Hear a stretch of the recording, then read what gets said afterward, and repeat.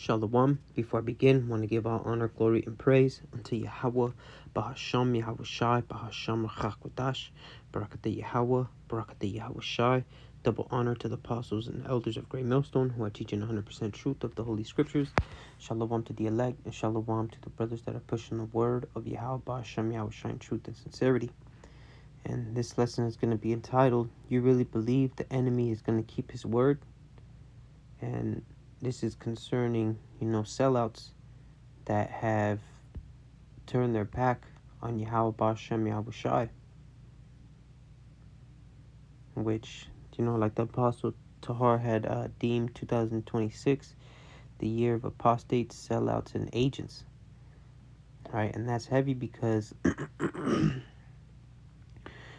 closer we get, amen, Yahweh Bashem Yahweh Shai is going to reveal everybody, those that are truly serving Yahweh Bashem Yahweh Shai in sincerity and in truth, or like it says, now is the time to worship Him in truth. Let's see.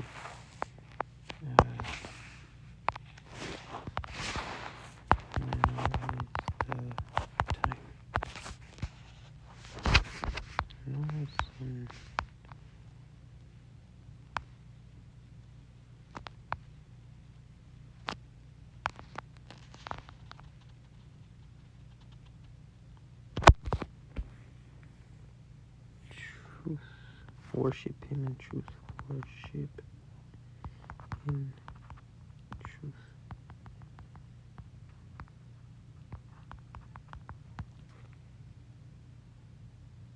Here, this is the Most High is a spirit, and they that worship Him must worship Him.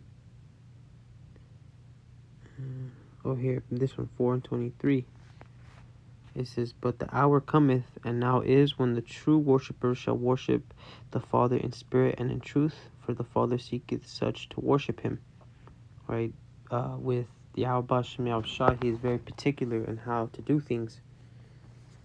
So that's why these sellouts, they're not worshiping the Father in spirit and in truth. Instead, they're doing it for filthy lucre's sake, to get some type of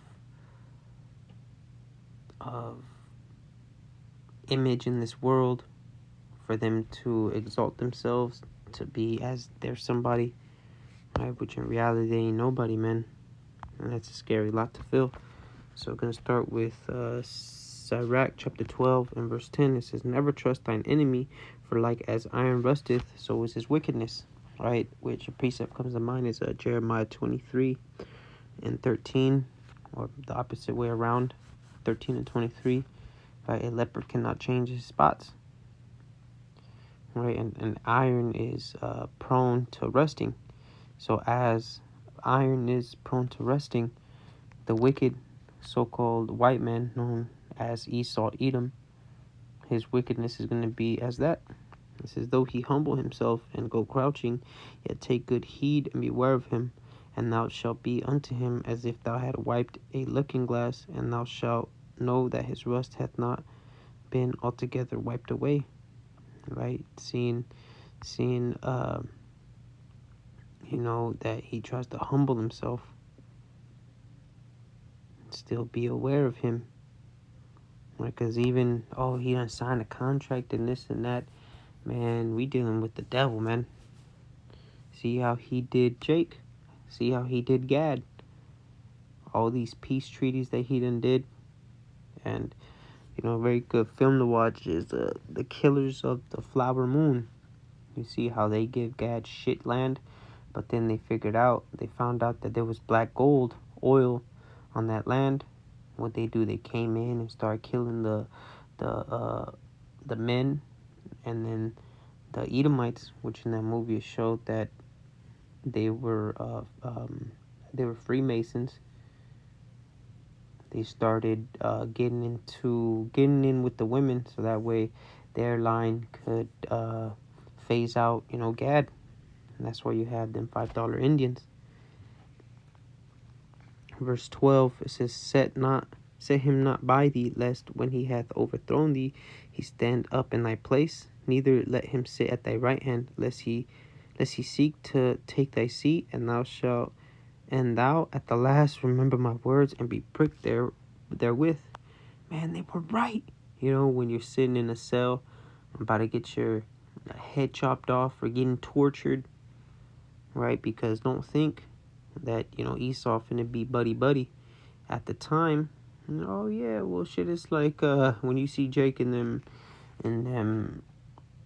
40-21 hour, what's that? The first 48, right? If I could butters them up with some pizza and some Dr. Pepper. Hey, what happened that night? You knew you could tell me anything. Here, kick your feet up, right? That's how that's how he's gonna come. Just like it was with Mordecai, right? And the story of I forget his niece's name. No, not Ruth. Esther. There you go. Esther was her name, right? And then Haman, right? Like the elder from Boston says, how the fuck? One chapter we're reading about this guy, and then Haman comes in. What? Right? Because he was climbing up the rank, so to speak. Verse 13. Who will pity a charmer when he is bitten with a serpent, or any such as come nigh wild beasts? Right? You knew that it's a poisonous animal, right? This you got bit by the snake, right? Or you over here trying to go and pet a hippopotamus or something, and those animals are very territorial. Now, what the fuck? It's a wild beast. You can't sit there and reason with it. That's how Esau Edom is. All he's just gonna use you is for a purpose, and after that purpose is, now he's gonna throw you away, stomp on you, right, and act like shit was all like it never happened, right? Because one of the motto for the Mossad is war through deception, so they are deceiving our people, right? And it doesn't even have to be them. They use so-called black faces, so you see that it's they know the psychology of it. Oh yeah, it's this guy, it's a brown face, right? But you see Jake that's how they don't read their Bibles, man. And staying in the Apocrypha, let me see this time. I was going into it last week.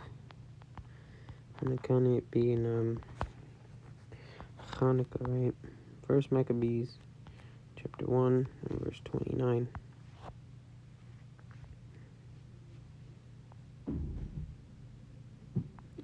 Right, because you read before that, and it was they had robbed the temple, right? So it says in 2 years, First Maccabees 1 and 29, and after 2 years fully expired, the king sent his chief collector of tribute unto the city of Judah, who came unto Jerusalem with a great multitude. And here's the point. It says, and spake peaceable words unto them, but all was deceit. Now we just gotta do, a checkup, see how things are going in this province, right? That's why, Jake ain't supposed to call the cops, right? Because they always going, oh, well, let us in and this and that, and then they end up shooting the dude that asked for help.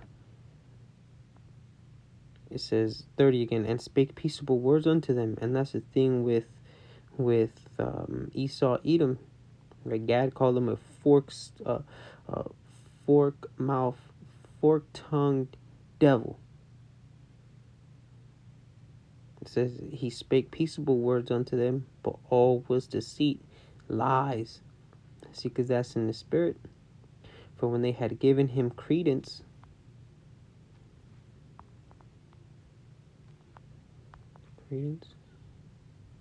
credibility, belief in or acceptance of something as true. Oh, so they believed him. Damn, you see, for not following Sirach chapter 12 and 10. This is, he fell suddenly upon the city and smote it very sore, and destroyed much of Israel. And when he had taken the spoils of the city, he set it on fire and pulled it down, the houses and the walls thereof on every side. And that's what happens when you trust in this devil.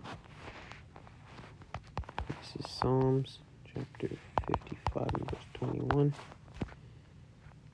I see, and Jake now, the apostles at the Connecticut camp, Apostle Ramla with the bishops, they made a beautiful point with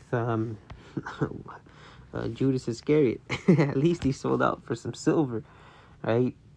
These false Israelite camps, right? These false prophets, these bag takers, right? They have sold out for monopoly money.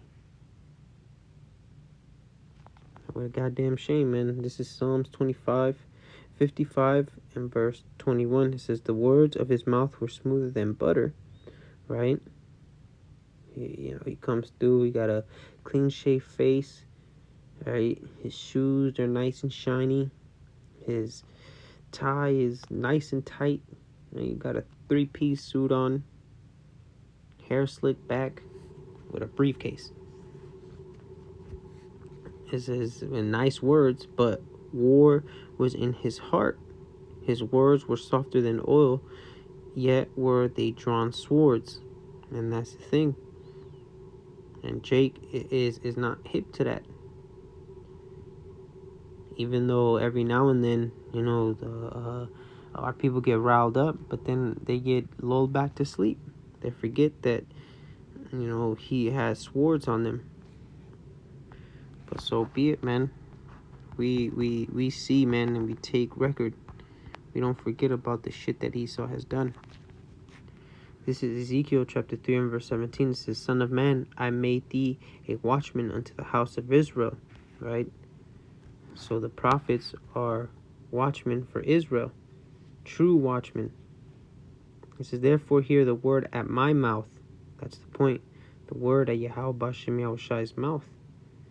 We have to give the same warning that he has, given us to warn. Give the message that we have received, and give them warning from me, and that's the point, right? They're what does it say? They teach fear by the precepts of men, roughly paraphrasing, right? So don't believe in what the enemy is going to do. Best believe what Yahweh Bashem Yahushai is going to do concerning this. Revelation 22 and verse 18 says, for I testify unto every man that heareth the words of the prophecy of this book. If any man shall add unto these things, the Most High shall add unto him the plagues that are written in this book. Right? And there's a lot of plagues that are written in this book, right? For adding, saying that the Gentiles could receive salvation. They're gonna get glorified bodies. That's adding into the words.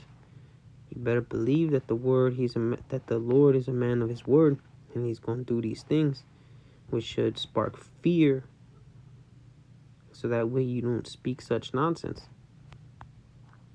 And if any man shall take away from the words if any man shall take away from the words of the book of this prophecy, the Most High shall take away his part of the book of life, and out of the holy city, and from the things which are written in this book, right? And a lot of people, man, they're taken away from the book.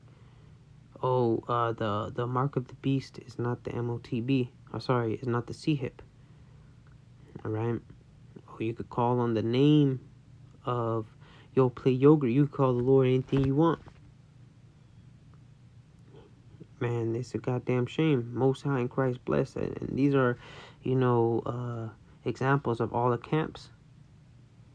You don't have to call on the name anymore. Right? We don't know the name. The name is important because that's what's going to solidify the reputation. How would you like if you did all these things for your family, and then they go out and praise another man's name. But then oh, well, you know what I mean. Absolutely fucking not. Right? So there's a terrible judgment coming to those that are not teaching the 100% truth of Yahweh B'Hashem Yahushua for whatever reason. Alright, so going to close out by giving all honor, glory, and praise unto Yahweh, B'Hashem, Yahushua, B'Hashem, Rachakodash, Barakatah Yahweh, Barakatah Yahushua, Shalom.